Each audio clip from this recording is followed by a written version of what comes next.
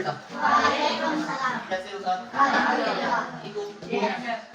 अच्छा बेटा, आज का हमारा टॉपिक है वो है डिवीजन ऑफ पॉलिनोमियल्स। इससे पहले हम प्लस माइनस मल्टीप्लिकेशन कर चुके हैं। मल्टीप्लिकेशन पर हमने बहुत टाइम लगाया, इसलिए लगाया कि जो आपका आगे नेक्स्ट आने वाला टॉपिक है उसमें ये सारी चीजें आ जाएंगी। ठीक है, इसमें प्लस भी है, माइनस भी है, मल्टीप्लिकेशन भी है। डिवीजन थोड़ी सी मुश्किल है as compare to multiplication addition subtraction. तो हम स्टार्ट लेते हैं आज डिवीजन से।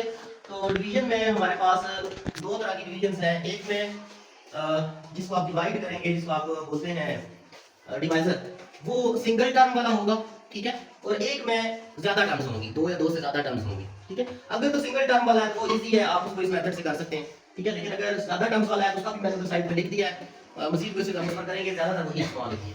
ठीक है, तो हम स्टार्ट लेते हैं। जो पहला क्वेश्चन मैंने सिंगल टर्म वाला लिखा है वो ये लिखा है, वो भी मैंने वैल्यूज थोड़ी बड़ी डाली है ताकि आपको इजीली समझ आ जाए कि किस तरह इसको डिवाइड करेंगे। तो मैंने क्वेश्चन लिखा है 21a⁴ b5 + 14a⁴ b3 + 7a² b²। इसको डिवाइड करना है 7a² b² के साथ। ठीक है, तो इसको हमने ले लिया न्यूमरेटर में, ऊपर लिख दिया पूरी वैल्यू को। ठीक है, और जो आपकी अगली टर्म जिसको आपने डिवाइड करना था उसको हमने नीचे लिख दिया। ठीक है, इसके बाद एक स्टेप मैंने यहाँ पर किया है बिल्कुल छोटे बच्चों के लिए। ठीक है, वो क्यों लिखा है? क्योंकि हमारे आप में कुछ बच्चे जो हैं वो स्लो लर्नर हैं, तो उनके लिए एक स्टेप मैंने एक्स्ट्रा किया है। वैसे तो यहीं से आप उसको डिवाइड कर सकते थे, लेकिन ये स्टेप करने का मकसद ये था कि जो आप में स्लो लर्नर बैठे हुए हैं वो इसको सही तरह से देख लेंगे, इसको फैक्टराइज करके देख लें कि किस तरह कटिंग हुई है। ठीक है, तो यहाँ आप देखें 21 था, तो 21 को मैंने फैक्टराइज कर दिया, इसकी टेबल लिख दिया 3 × 7। ठीक है, आगे a⁴ था, a⁴ को मैं पहले एक्सप्लेन कर चुका हूं कि जब पावर 5 आ जाती है तो उसमें कितने a आएंगे? 5 a आएंगे। कितने आएंगे? 5। तो मैंने इन 5a को अलग करके लिख दिया, a × a × a × a। इसी तरह b⁴ है तो b को भी मैंने 5 दफा अलग अलग करके लिख दिया। फिर 14 के फैक्टर मैंने बनाया 2 × 7। a 4 टाइम था तो 4 टाइम अलग अलग करके लिख दिया, b 3 टाइम था तो 3 टाइम अलग अलग करके लिख दिया। ठीक है, इसी तरह 7 और a 2 दफा था तो मैंने 2 दफा लिख दिया, b 2 दफा था तो मैंने 2 दफा लिख दिया। नेक्स्ट अगर आप देखें तो नीचे डिनोमिनेटर में भी मैंने इनको फैक्टराइज कर दिया। अब जो डिनोमिनेटर होगा उसको हम क्या करेंगे, इन तीनों टर्म्स के नीचे अलग अलग करके लिखेंगे। ठीक है, 7a² b² था ना, ये एक दफा लिखा हुआ था, तो मैंने इन अगर 3 टर्म्स है, 4 है, 5 है, पांचों के नीचे बारी बारी इसको डिवाइड करेंगे। ठीक है, तो ये चूंकि हमारे पास 3 टर्म्स है, उसको तीनों के नीचे मैंने अलग अलग करके लिख दिया। 7a² b² को 7 a b b, फिर इसी तरह 7 को इसके नीचे भी लिख दिया, फिर इस तरह इसके नीचे भी लिख दिया। ठीक है, बारी बारी तीनों के टर्म्स के नीचे इसको लिख दिया। अब देखें न्यूमरेटर और डिनोमिनेटर में जो सेम वर्ड्स हैं, जो सेम डिजिट्स हैं, जो सेम वेरिएबल्स हैं, वो क्या करेंगे, हम उनको कट कर देंगे। 7 और 7 सेम थे, कैंसिल हो गया, a और a कैंसिल हो गया, ये a और a कैंसिल हो गया, ये b और b कैंसिल हो गया, ये b और b कैंसिल हो गया। ठीक है, अब बाकी क्या बच जाएगा? 3 कैंसिल नहीं हुआ, उसको हमने नीचे लिख दिया। a देखो कितने बचे हैं? 3, तो हमने a की पावर 3 लिख दिया। b कितने बचे हैं? 3, b को भी मैंने क्या लिख दिया? b की पावर 3 या b क्यूब। इसी तरह अगले में आ जाए, 7 कैंसिल हो गया, a कैंसिल हो गया, दूसरा a भी कैंसिल हो गया, b भी कैंसिल हो गया, ये b भी कैंसिल हो गया। बाकी बचेगा क्या? आपके पास 2 बच गया। कितने a बचे हैं? 2, ये 2 मैंने लिख दिए, एक सिंगल b बचा है तो इसको भी मैंने लिख दिया।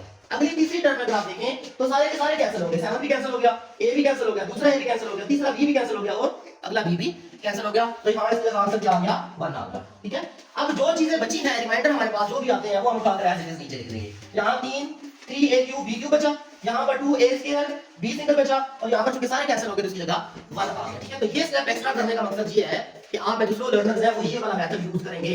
ठीक है, ताकि आपको इजीली चीज समझ आ जाए। नेक्स्ट हम चलते हैं जो दूसरा मेथड है जो हम अमूमन इस्तेमाल करते हैं, आपने भी डिवीजन में इस्तेमाल किया होगा। पहले इससे पहले तो आप नंबर्स को डिवाइड कर दे रहे हैं। ठीक है, आज हम वेरिएबल्स को डिवाइड करेंगे। इसमें अगर ऊपर देखा जाए क्वेश्चन की तरफ तो क्वेश्चन लिखा हुआ है x³ - 2x + 4, इसको डिवाइड करना है x + 2 के साथ। ठीक है, तो ये जो पहले वाली टर्म है, पूरी टर्म्स है, इनको हम कहेंगे डिवाइडेंड, और जिसको डिवाइड करना है उसको हम क्या बोलेंगे? डिवाइजर। डिवाइडेंड को हम क्या कर लेंगे? अंदर लिख लेंगे। ठीक है, और डिवाइजर को क्या कर लेंगे? हम बाहर लिख लेंगे। ठीक है, अब यहां पर थोड़ी सी मुश्किल आपको करेगी, वो क्या है? पहले तो की तरतीब दुरुस्त करके लिख ली, x³ लिखा, आगे x की वैल्यू नहीं थी हमारे पास, नहीं है ना, डायरेक्ट x आ गया है, तो इसकी वैल्यू मैंने 0x² लिखा है, ये कुछ भी नहीं लिखा हुआ। ठीक है ना, 0x² मतलब 0, लेकिन हमने वो जगह फिल करने के लिए 0x² लिखा है। ठीक है, ताकि जब आप डिवाइड में लेकर आएंगे उसको तो आपको थोड़ा सा प्रॉब्लम करेगा, उसी तरह हमारे पास नंबर मौजूद होना चाहिए। नेक्स्ट आगे वही है -2x + 2। ठीक है, अब हमने इसको इस पर डिवाइड करना है, तो डिवाइड कैसे करेंगे? सबसे पहले आपने देखना होगा इधर पहली टर्म और इधर पहली टर्म। इधर फर्स्ट टर्म क्या है? x, इधर फर्स्ट टर्म क्या है? x का क्यूब है, x का क्यूब है। तो आपने मल्टीप्लिकेशन में ये चीज पढ़ी थी कि जब हम वेरिएबल्स को मल्टीप्लाई करते हैं तो पावर्स क्या हो जाती हैं? क्या हो जाती है, प्लस हो जाती है, ऐड हो जाती है, ठीक है। तो अब x को किस वेरिएबल के साथ मल्टीप्लाई करेंगे कि वो x क्यूब बन जाएगा, किस वेरिएबल, हाँ जी बिल्कुल सही बोला है, x को हम x की 2 के साथ मल्टीप्लाई करेंगे तो वो क्या बन जाएगा, x का क्यूब बन जाएगा, क्या बन जाएगा, x का क्यूब बन जाएगा। तो हमारे पास पहली टर्म क्या आई है, x का स्क्वायर, मतलब हम इस x को x के स्क्वायर के साथ मल्टीप्लाई करेंगे तो x का क्यूब आ जाएगा, ठीक है। तो हमने ऊपर क्या लिख दिया, x स्क्वायर, ठीक है, x स्क्वायर जब x के साथ मल्टीप्लाई होगा तो x क्यूब बना देगा, ये तो टर्म हमारी क्लियर होगी, ठीक है। अब जो ऊपर आपने x स्क्वायर लाया है उसको सिर्फ इसके साथ ही मल्टीप्लाई नहीं करना, इसके साथ भी करना है, ठीक है। तो जब ये इसके साथ मल्टीप्लाई हुआ तो x क्यूब बना दिया, ये मैंने लिख दिया। जब इसके साथ मल्टीप्लाई होगा तो क्या बनेगा, 2x स्क्वायर, ये दोनों मल्टीप्लाई हो रहे हैं, एक कांस्टेंट है एक वेरिएबल, मैं बता चुका हूं कि कांस्टेंट और वेरिएबल्स एक दूसरे के साथ मल्टीप्लाई, हां जी, वो एज इट इज लिख देते हैं। तो इधर क्या बना 2x स्क्वायर, तो ये मैंने 2x स्क्वायर लिख दिया, नजर आ रहा है आपको, हां जी। अच्छा, अब नेक्स्ट स्टेप क्या होगा, जो नीचे वैल्यूज आई है हमारे पास उनके सिंबल्स क्या कर दिए जाते हैं, चेंज कर दिए जाते हैं। ये प्लस था तो इसको माइनस कर दिया, ये भी प्लस था इसको भी क्या कर दिया, माइनस कर दिया। अब आपको पता चला होगा मैंने 0x स्क्वायर क्यों लिखा है, क्योंकि जब ये x स्क्वायर 2 के साथ मल्टीप्लाई हुआ है तो हमारे पास आंसर क्या आया, 2x स्क्वायर। अगर हम यहां पर ये वैल्यू ना लिखते तो हम इसको कहां पर, हमें वो फिर आप बच्चे कंफ्यूज हो जाते हैं, फिर यहां पर एंड पर ले जाते हैं क्योंकि आपके पास x की वैल्यू नहीं होती, ठीक है। तो इसलिए पहले ही मैंने 0x स्क्वायर लिख दिया ताकि उसके नीचे आप उसको लिखें, ठीक है जी। 2x स्क्वायर आ गया, सिंबल चेंज हो गया, ये तो क्रॉस हो गया, ये तो आपको पता है कि ऑपोजिट वैल्यूज जो होंगी प्लस और माइनस वाली वो क्या हो जाएंगी, कैंसिल हो जाएगी। ये टर्म कैंसिल हो गई, x क्यूब वाली ये कैंसिल नहीं हो सकती क्योंकि यहां पर हमारे पास क्या बचा है 2x स्क्वायर, ये 2x स्क्वायर उठाकर नीचे ले आए, ऊपर से एक टर्म को हम नीचे लाएंगे, सिर्फ एक टर्म को -2x, ठीक है, ये 2x स्क्वायर और ये 2x। अब नेक्स्ट फिर हमने इस वाले डिवाइजर को इन पर डिवाइड करना है, इन दोनों टर्म्स पर क्या करना है, डिवाइड करना है। अब फिर से आप दूसरी टर्म को भी भूल जाया करें, सिर्फ पहली टर्म को देखना है आपने, ठीक है। पहली टर्म इधर क्या है x, इधर क्या है -2x स्क्वायर, ठीक है।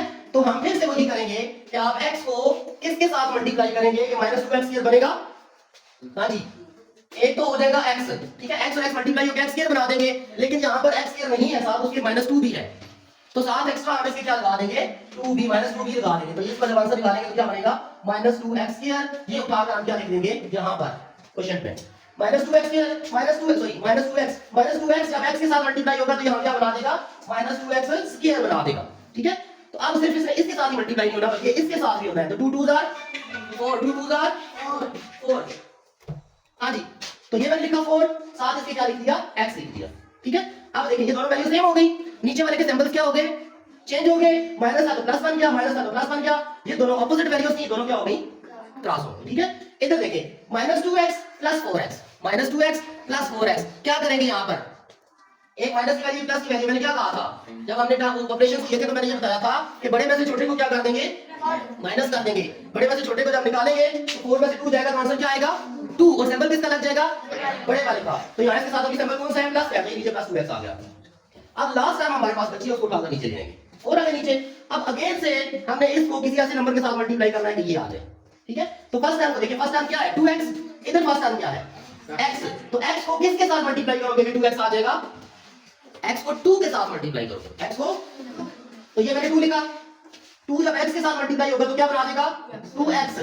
अब ये 2 इसके साथ भी मल्टीप्लाई होगा तो 2 2 आर 4, ये 4 लिख दिया, ठीक है। दोनों के नीचे वालों के सिंबल क्या हो गए, चेंज हो गए, हाँ जी। अब आप देखिए तो दोनों वैल्यूज क्या है, अपोजिट है, एक प्लस का एक माइनस का, दोनों सेम वैल्यूज भी है, तो ये प्लस और माइनस दोनों कैंसिल, ये प्लस और माइनस दोनों कैंसिल, नीचे क्या आ गया, रिमाइंडर आपके पास 0 आ गया, कैंसिल हो गया सब कुछ, ठीक है। अब इनके नाम भी आपको पता होना चाहिए, ये जो अंदर वैल्यू लिखी जाती है इसको आप क्या बोलते हैं, डिवाइडेंड, ये जो बाहर वैल्यू लिखी जाती है इसको क्या बोलते हैं, डिवाइजर, और ये जो ऊपर आंसर आता है इसको हम क्या बोलते हैं, क्वोशिएंट। और अगर कोई वैल्यू नीचे बच जाती है, यहां पर नीचे अगर कोई वैल्यू बच जाती है तो उसको हम क्या बोलते हैं, रिमाइंडर बोलते हैं, ठीक है जी, हाँ जी, clear, okay, thank you very much.